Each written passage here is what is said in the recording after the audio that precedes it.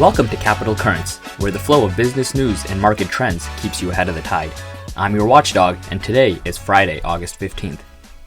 Let's start by a recap of the earnings from Walmart, and I'll tell you why they're ready to take on Amazon. Apple is working on a new tabletop robot, and the Intel-SoftBank partnership is over before it even started. Walmart just reported earnings this morning, and investors seem to be pretty happy. The company beat on earnings for this quarter and raised its full-year sales outlook.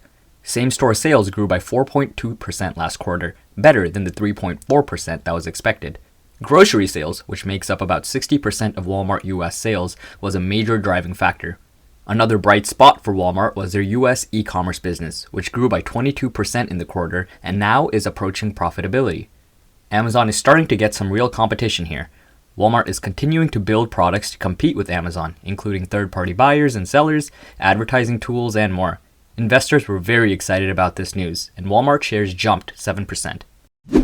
The July retail sales report just came out, and the retail sales in July were up 1% compared to June. That is much better than the 0.3% that was expected. So despite a cooling labor market, consumer spending continues to be strong. Remember, consumer spending makes up about 70% of the US economy. Apple might be building a robot. Bloomberg wrote this article, and the way they describe this robot is like an iPad with arms that'll sit on your desk. Apple is trying to compete against other home assistants like Google Home and Amazon Alexa, but home assistant devices haven't really been a great business for others. Amazon lost north of $25 billion from 2017 to 2021 on its Alexa business. And that's why last year, Amazon announced that it's cutting its entire Alexa division to shift priorities. So Apple's now trying to swoop in and maybe take some of that market share. Apple allegedly plans to release this robot in either 2026 or 2027. But here's the real kicker. It's reported that Apple is going to price this around $1,000. Compare that to an Amazon device that's like $30. SoftBank's talks with Intel about manufacturing an AI chip to compete with Nvidia has failed in the recent months.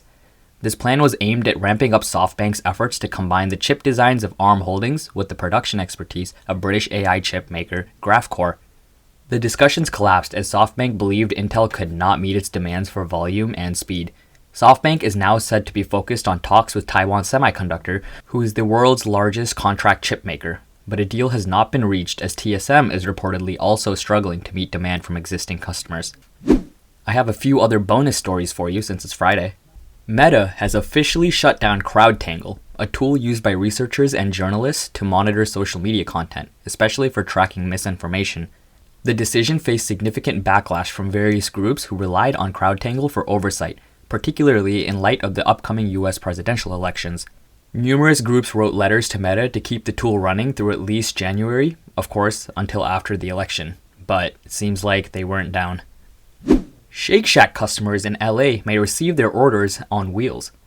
The burger joint is using Serve Robotics' autonomous delivery robots through Uber Eats. Serve Robotics closed Wednesday up 9.6% and is up 4.3% in the pre-market. The all-electric AI-powered bots have advanced GPS technology and are designed to eliminate noise and congestion from crowded urban areas. Serve and Uber's partnership began in 2022 as a pilot in West Hollywood and is now looking to deploy 2,000 robots across the US in 2025.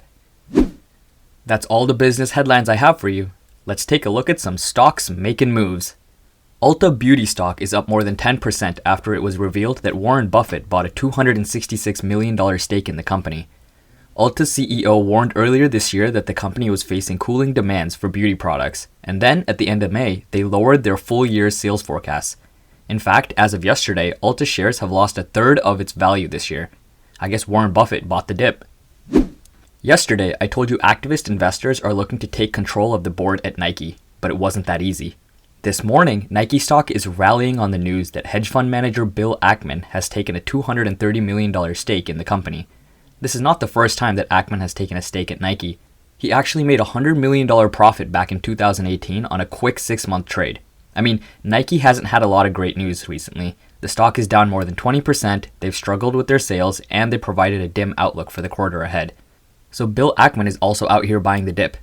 Nike stock is up more than 3% in reaction to this news. Let's wrap the show with a fun fact. Who is the Starbucks' new CEO? Well, his name is Brian Niccol, and this guy might belong in the Hall of Fame. He's like the GOAT of all restaurant CEOs. He was the CEO of Chipotle from 2018 until last week, and the stock shot up more than 700% from the time he took over. And before that, he was the CEO of Taco Bell from 2015 to 2018. This guy was in charge of launching and marketing the Doritos Locos Taco, which was a huge hit for the company. He was also in charge of launching the Taco Bell breakfast menu, which is extremely underrated. There's so much hype behind this guy. This is why Starbucks had the greatest single-day stock jump in its history, and he might just be the guy that Starbucks needs to turn their company around. That's all for today's show. Keep navigating those waters, and see you on Monday.